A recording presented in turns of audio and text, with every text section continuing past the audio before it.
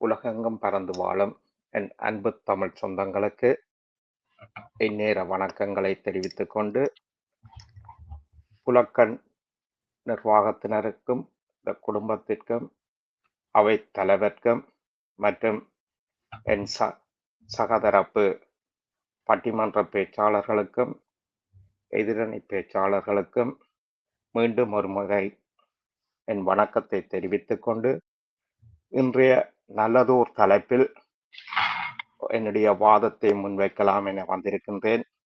இருந்தும் சற்று தயக்கம்தான் இருந்தாலும் என்னுடைய வாதத்தை இயன்றவரை முன்வைத்து செல்லலாம் என்ற ஒரு திடசங்கப்பத்துடன் வந்திருக்கின்றேன். உண்மையில் இவர் சொன்னது போல் 19ஆம் நூற்றாண்டு 20ஆம் நூற்றாண்டில் இந்த தொழில்நுட்பத்தின் வளர்ச்சியினூடாக எங்களுடைய நவீனத்துவம் அதிவேகமாக வளர்ந்திருக்கின்றது என்றால் மிகையாகாத ஒன்று. அந்த நவீனத்துவம் நல்ல விடயங்களை கொண்டு அல்லது இன்று இந்த நவீனத்துவத்தின் ஊடாக இந்த தொழில்நுட்பத்தின் ஊடாகவே உலகம் இயங்குகின்றது என்று சொன்னால் மிகையாகாது. ஆனால் இருந்த போதும் இதனை இளைய தலைமுறை சரியாக பயன்படுத்துகின்றனவா இல்லையா என்பதுதான் என்னுடைய வாதம், இல்ல எமது தரப்பினுடைய வாதம். சகோதரி அழகாக அமைதியாக மிகவும் திறமையாக தனது கருத்துக்களை முன்வைத்து சென்றிருந்தார். ஒரு பக்கம் சந்தோஷமாகவும் இருந்தது, வேடிக்கையாகவும் இருந்தது. வந்தவுடனேயே ஆடையை பற்றி கூறியிருந்தார். வேட்டி சால்வையை பற்றி, சாரியை பற்றி. நான் நினைக்கிறேன் அவ தன்னுடைய பிள்ளையோட மட்டும் நிற்கிறான்னு தான் நான் நினைக்கிறேன். ஏனென்றால் நாங்கள் வந்து கதைக்கிறது என்னுடைய பிள்ளையோ இல்லை அவருடைய பிள்ளையை மட்டுமல்ல, எங்களுடைய இளைய தலைமுறை சமுதாயம் அகத்தில இந்த பூமி பந்தில் பறந்து வாழ்கின்ற இன்றைக்கு இந்த ஆடை நாகரிகம் எவ்வளவு தூரம் அநாகரிகமாக இருக்குன்னு சொல்லி நீங்க சற்று சிந்தித்து பாருங்க. நான் அண்மையில வந்து ஒரு மார்க்ஸ் ஸ்பென்சருக்கு ஒரு விளம்பரம் பார்த்தேன். அந்த விளம்பரத்துல அந்த அழகான ஒரு பெண் அல்லது பொம்மைக்கு உடையே இல்லை. அப்ப ஒரு உடுப்பு கடைக்கான விளம்பரம், ஆனா அதுல உடை இருந்தது 2 உடையோ 1 உடையோ பாதி உடையோ. அப்படித்தான் எங்களை தொழில்நுட்பம் வளர்ந்து அநாகரிகமா நிற்கின்றதான் எங்களுடைய வாதம். இன்றைக்கு வேட்டி சால்வை கட்டுகிறார்கள், இல்ல வேட்டி கட்டுகிறார்கள், அது கலாச்சாரத்தை விட்டு மருவி செல்கின்றது. இப்பொழுது எந்த மாப்பிள்ளையும் வேட்டி கட்டுறதில்லை, கல்யாண மாப்பிள்ளை வேட்டி கட்டுறதில்லை. குருதார் போடினம் எங்கத்தைய கலாச்சாரம், மேற்கத்தைய கலாச்சாரம் என்று சொல்லி. அதே மாதிரி சாரி கட்டுகிறார்கள், சாரியை சாரியாக கட்டணும். அதனுடைய சட்டைக்கு ஜன்னல் வைக்கிறார்கள், கேட் வைக்கிறார்கள், இப்ப ஏதோ எல்லாம் வைக்கிறார்கள். அப்ப அந்த தமிழர்களுடைய கலாச்சாரம் அல்லது எங்களுடைய உடை நவீனத்துவத்தில் பல கலாச்சாரங்களை கொண்டு மருவி நிற்கின்றது அல்ல மாறி நிற்கின்றது. சில ஜீன்ஸுகளை பார்த்தால், பிள்ளைகள் போடுற ஜீன்ஸுகளை பார்த்தால் இது கிழிச்சிட்டு தச்சதா இல்ல தச்சிட்டு கிழிச்சதாண்டு எங்களுக்கு இதுவரையும் தெரியாம இருக்கிறது. ஏன் இந்த எங்களுடைய பிள்ளைகள் வீட்டில இருந்து போகும்போது ட்ரௌசர் ஒழுங்காத்தான் போட்டு கொண்டு போயினோம், வாசலால வெளியில போனா பிறகு அரை ட்ரௌசர் கீழே நிக்குது. இப்படி இந்த கலாச்சாரம் எல்லாம் எங்கே இருந்து வந்தால் இந்த நவீனத்துவத்தில் இருந்து வந்தது.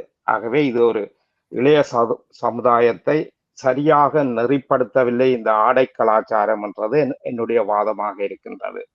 அதனை விட போதவஸ்தை பற்றி கதைத்திருந்தார்.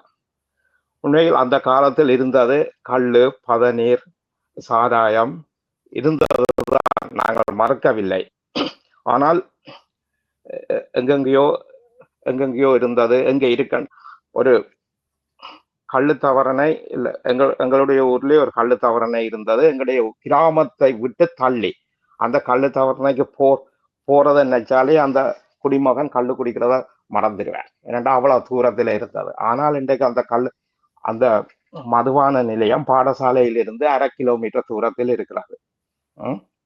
இப்படித்தான் அதை விட அந்த காலத்துல வந்து பெரியோர்கள் மனச்சோர்வுக்கு இல்லாட்டி உடம்பலுப்புக்கு இப்படி சில விஷயங்களுக்காக இந்த மதுபானங்களை கூடியவர்கள் அருந்தினார்கள். இன்று 18 வயசுக்கு குறைந்தவர்கள், பள்ளிக்கூட சிறார்கள்,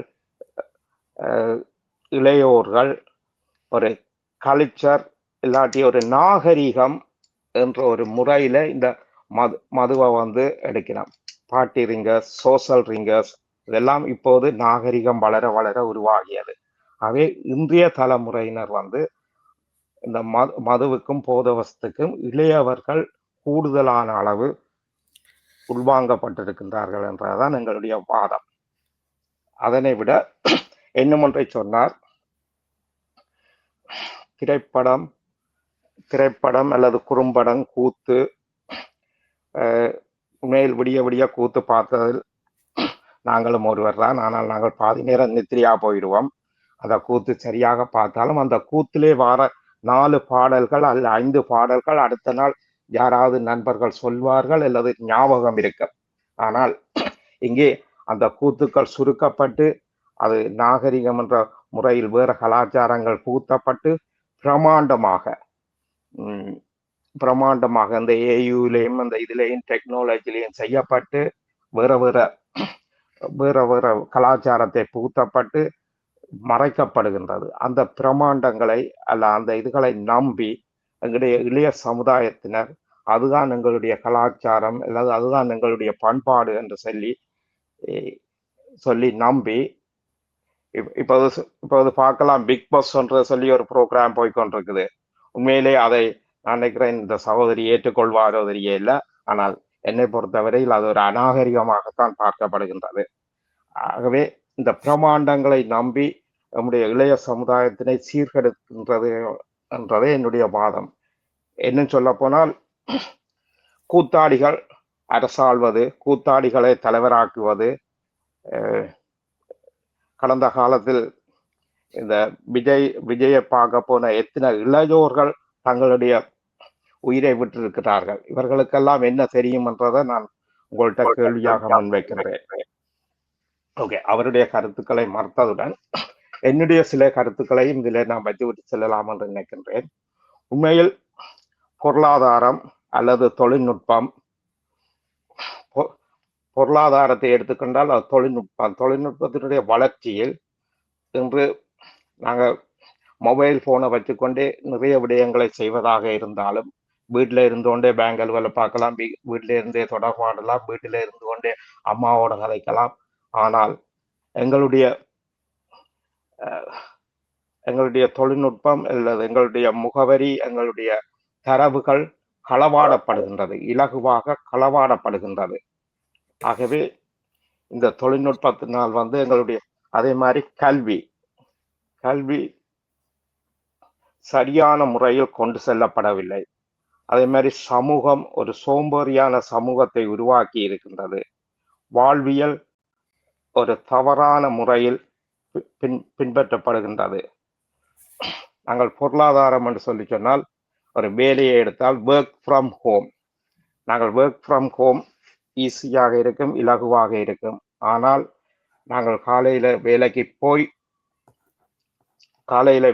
போறதுலேருந்து ஒரு ஆள் வெளிக்கிட்டு ரயில்வே ஸ்டேஷனுக்கு போய் வேலைக்கு போகைக்க எவ்வளவு அவருடைய பரிணாம வளர்ச்சி இல்லாட்டி மன அழுத்தம் குறைக்கப்படுகின்றது, ஒரு சமூகத்தோட சேர்ந்து வாழ்கின்றார்.